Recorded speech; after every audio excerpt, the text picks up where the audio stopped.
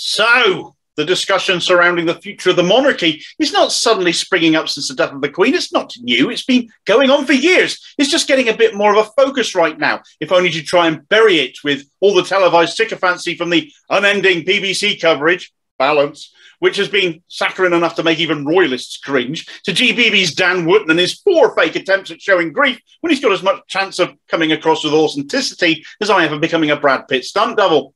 In fact, if anything, the conversations regarding the abolition of the monarchy have taken on an even more ardent tone, especially after the footage of Charles waving things out of his way as he sat down to sign documentation to the point of pulling angry faces when people didn't move fast enough to do it. It was absolutely dickish behaviour. Shows our new king is a 73-year-old man baby still used to having his arse wiped over his every whim. Not as much as a please or thank you, and these people think they're better than us. Good manners cost nothing, but as rich and privileged as you are, Charlie boy, you evidently can't afford them. Of course, having just said that and published it on video, perhaps the police will be winging their way to me in the near future to arrest me. They've certainly been arresting others for daring to voice the opinion that the royals are not wanted. A man was arrested for shouting, "Who elected him?"